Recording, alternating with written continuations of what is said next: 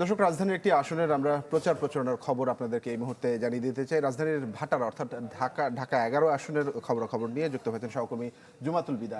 বিদা, এই আসনটিতে দুজন হেভিওয়েট প্রার্থী এবার প্রার্থিতা পেয়েছেন এবং বেশ হাড্ডাহাড্ডি লড়াইয়ের সম্ভাবনা রয়েছেন। প্রার্থীরা কি বলছেন এবং যারা ভোটার রয়েছেন তারা কি বলছেন?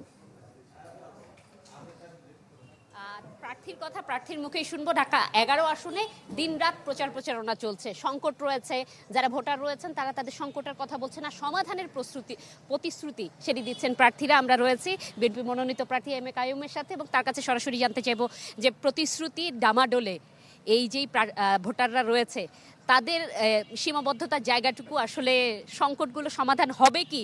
নিশ্চিত জয়ের দিকে আগাচ্ছেন নাকি শঙ্কা এখনো রয়েছে? সৌহার্দ্যের পরিবেশ কোনো সংখ্যা নেই ইনশাল্লাহ।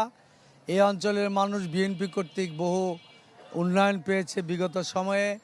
আমরা এই এলাকায় দীর্ঘ সময় কমিশনার ছিলাম। মানুষের আস্থা, বিশ্বাস এবং পরিচিত একজন পরীক্ষিত।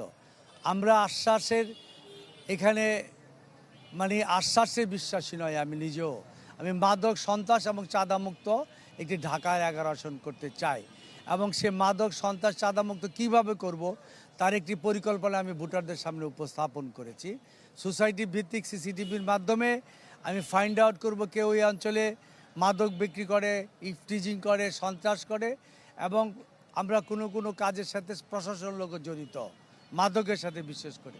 এই জন্য আমরা এভিডেন্স ক্রিয়েট করব, এভিডেন্স দিয়ে আমরা বাধ্য করব তাদের আইনের আওতায় আনতে।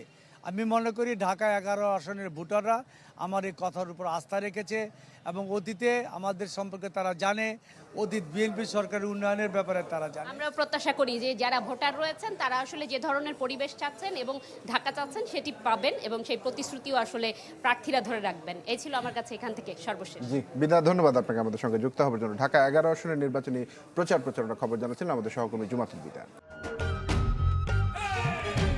দিব কিসে ধানের শীষে